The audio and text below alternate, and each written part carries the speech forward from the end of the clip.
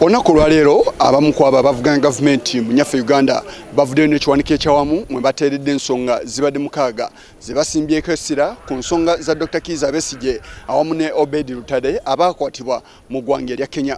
Okusinziira ku bano bagamba nti Dr. Kizza Besigye ne munne bwe baba nga balina emisango babeere nga batwale mu kkooti ezikozesa abantu aba bulijjo okusinga obassa mu kkooti y'amagye. That they cannot get a free and fair trial at the General Court Martial, where the military is the complainant, the prosecutor, and the judge. 3.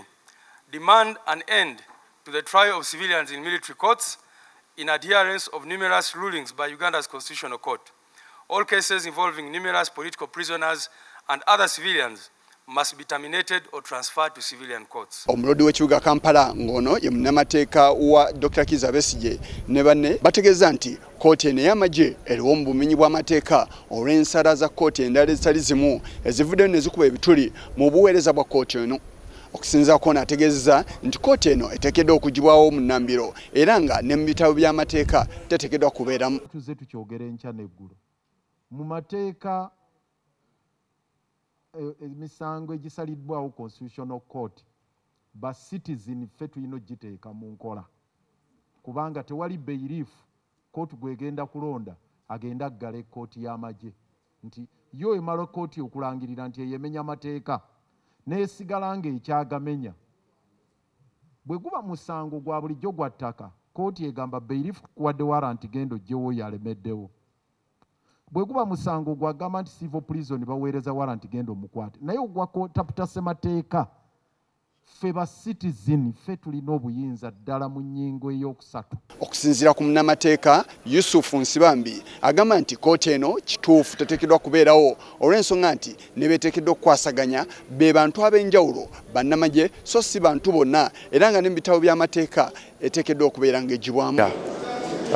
Ku nsonga ezikwatagana okukozesa abantu ababulijjo mu kkooti y'amagye. Ekkooti ya ssemateeka mu misango ebiri yakigaana era bano bakikozesa mu bukyamu. Yusuf Nsibambi era yaniriza enteekateeka etuukiddwako bonna abavuganya gavumenti n'ategeeza nti kino kijja kuleetawo essuubi mu buweereza awamu n'ebyobufuzi bya nnyaffe Uganda. Kubanga ffenna tuvuddeyo ne tukivumirira. Naye ekisinga obukulu kwegamba nti tugenda kulwanira wamu okulaba nti ekigenda mu maaso mu kutulugunya abantu bannayuganda bonna si bano bokka ababiri mu kkooti z'amagye n'okutulugunya okw'enjawulo tikugenda kulwanyisibwa era essuula etandise leero. Ekintu ekyo kinsanyusiza nze ng'omuntu kubanga buli muntu abadde yeeyogerako yekka naye kati ffenna ebibiina byonna tukwatidde wamu nga tetwesazeemu nga tetulinamu njawukana mu ndowooza zaffe mu bintu eby'obufuzi eby'enjawulo. Nsibambi takomyoko era akkatiriza ensonga ya Dr. Kizza Besigye ne Hajj Obed Lutale okubeera nga bayimbulwa mu nnambiro. Ekiwandiiko twagadde kukiwa ensi kubanga kkooti y'abantu erina okumanya n'akakongo gwe tusimbye n'okukiwa gavumenti eno wadde ya mpulira zzibi naye ewulire nti abantu zino z'ensonga ze basimbyeko tutandikirawo olutalo sinzigu.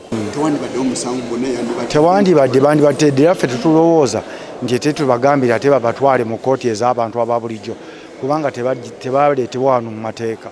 Munnamateeka Ssaalongo Elias Lukwago avuddeyo n'ategeeza nti bayimbudde bannamateeka abalala okuva mu mawanga ag'enjawulo omuli eggwanga erya Kenya omuli eggwanga erya Ghana n'amawanga amalala nga bonna baagala okubeera nga bayimirirawo kwa Dr. Kizza Besigye. So ndi musanyufu nnyo nti tulusa akajegere ng'abakulembeze ekisigadde bannayuganda ffenna kukwataganira wamu embeera eno tugyerwaneko.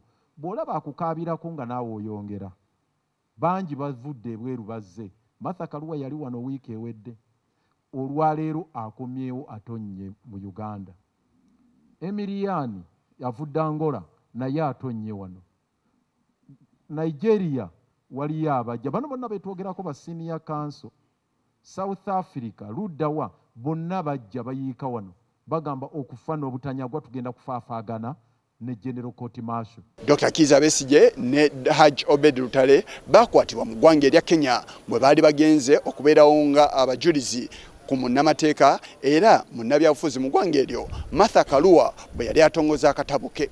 wabula oluvannyuma lw'okukwatibwa okuva ku wooteeri kwe baasuzibwa bano bagenda okuddamu okulabika nga bali mu kkooti ey'abamagye e Makindye era ng'eno gye bawonemba n'emisango egy'okubeera n'emmundu ssaako n'ensonga endala. Bannabyabufuzi mu ggwanga erya Kenya ne wano bavuddeyo ne bavumirira ebikolwa bino ebya nnyaffe Uganda okubeera ng'egenda mu ggwanga erya Kenya ne bakwatayo bannabyabufuzi abalala. Kinajjukirwa nti bannabyabufuzi bannakibiina kya PFF oba FDC y'e Katonga si gwe gwali omulundi ogusoose nga nabo bakwatibwa mu ggwanga erya Kenya era ne bakomezebwawo wano. Bano era baavunaanibwa mu kkooti y'emu ey'amagye. Ekirindiriddwa kyekiddako ng'olunaku olw'enkya Dr. Kizza Besigye ne Obed Lutale lwe bagenda okukomezebwawo mu kkooti okubeera nga bongera okunnyonnyola ku nsonga zaabwe. Ku lwa Channel 44 olw'eggulo Yisa Kigongo wano ku lukiiko lw'eggwanga olukulu mu Kampala.